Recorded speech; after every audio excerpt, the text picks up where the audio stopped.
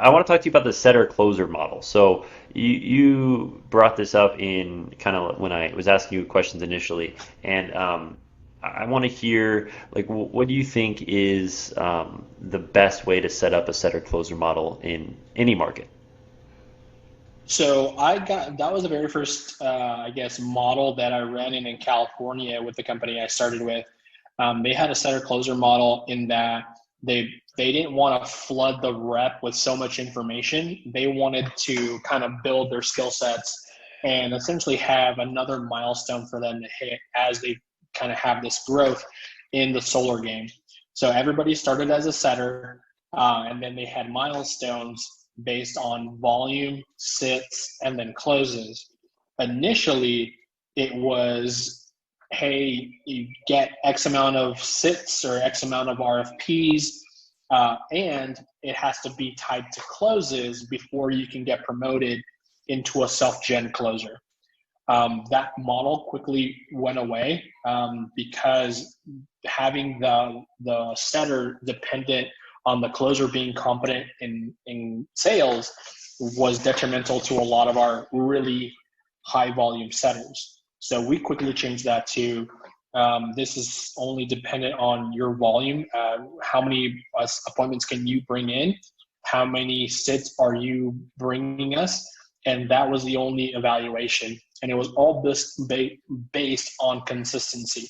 It was never based on who can put up the highest numbers. It was, can you be consistent over a 30-day period before we bring you into a self-gen closer?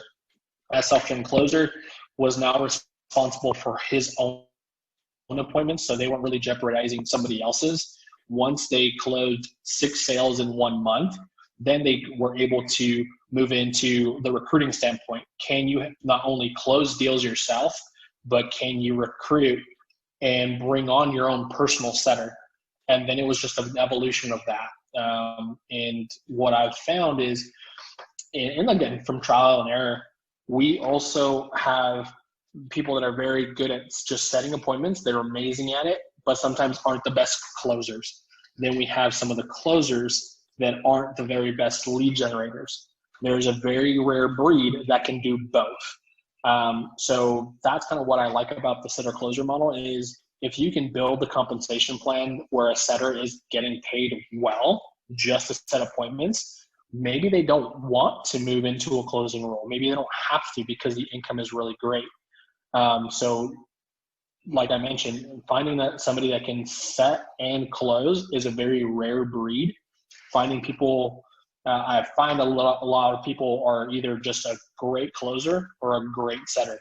And that's kind of how we built our model as well.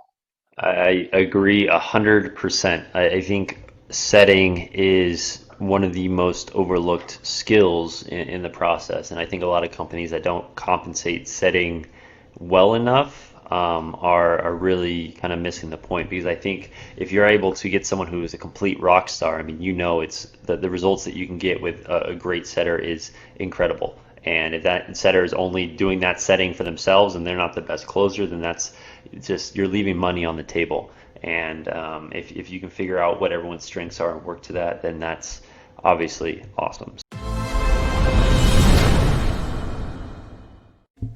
Hey, you made it to the end of my clip. That's awesome. So, thank you so much. I just wanted to let you know that I appreciate you, and if you made it this far, if you actually made it to the end of this clip, I would also appreciate if you could go ahead and hit that subscribe button as well as that notification button. Helps me to get my videos out there and give you more valuable content. Once again, I appreciate you watching this, and I hope that you have an incredible day.